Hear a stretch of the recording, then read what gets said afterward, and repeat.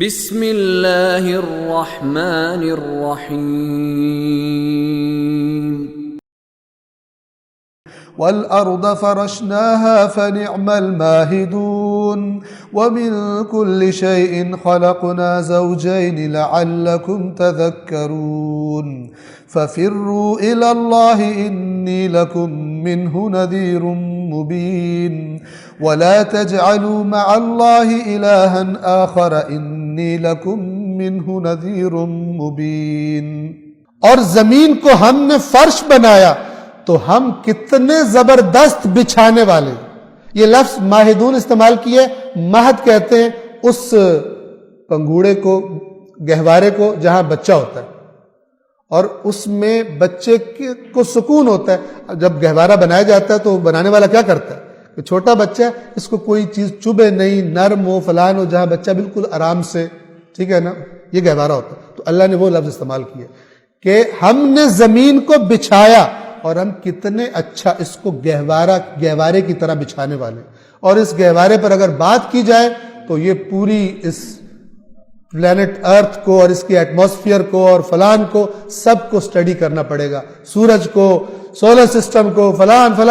بہت کچھ سٹڈی کرنا پڑے، تب پتہ چلے گا یہ گہوارہ چھوٹا سا ہم بچوں کے لیے اللہ نے کتنا زبردست، تاکہ ہم یہاں سانس لے سکیں، آرام سے چل سکیں۔ اور جو اس میں غور کرے وہ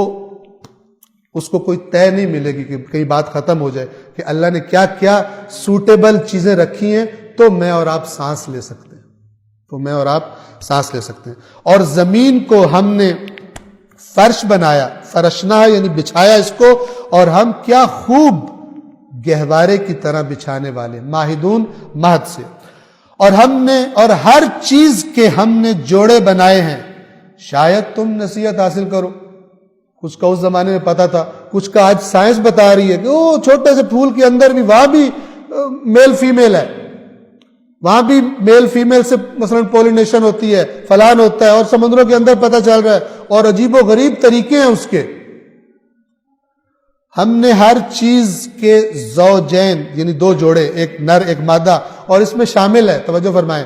پلس مائنس بھی، اور پتہ نہیں کیا کیا کچھ، آسمان زمین،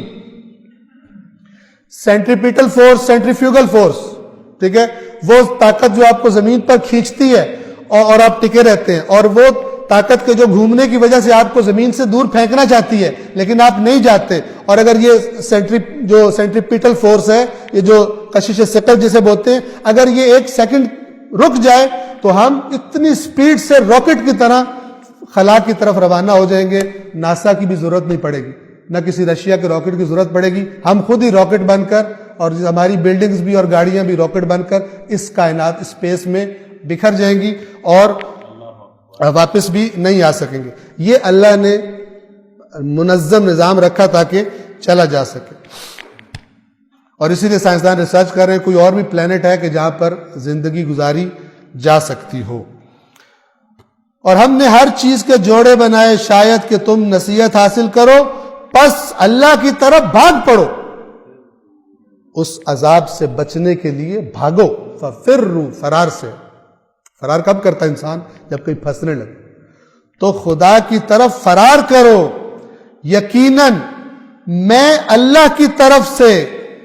واضح تمہیں خبردار کرنے والا ہوں، ایک واضح خبردار کرنے والا ہوں۔ میں نے کوئی باتیں ڈھکی چھپی نہیں رکھی، میں نے جو اللہ نے مجھے کہا تھا تمہیں صاف صاف بتا دیا ہے، میں نے قرآن مجید جو خدا نے میری طرف بھیجا تمہیں صاف صاف بتا دیا ہے۔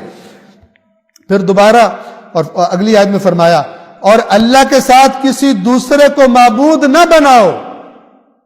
کتنا یہ تکرار ہوا ہے، اور ہمارا کلمہ یہی ہے، پھر بھی لغویات بولنے والے اور عقل سے ہاتھ دھوئے ہوئے لوگ، وہ ادھر سے بولا جاتا ہے ادھر سے قبول بھی کر لیتے۔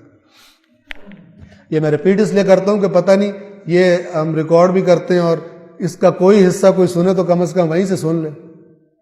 سن لے۔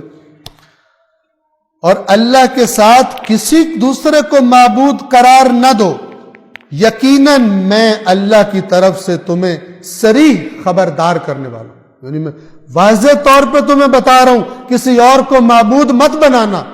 اور یہ آگے کہتا ہے پیسے لے کر علی فرما رہے ہیں میں عابد بھی ہوں، میں معبود بھی ہوں، اور میں اسلام سے آؤٹ بھی ہوں۔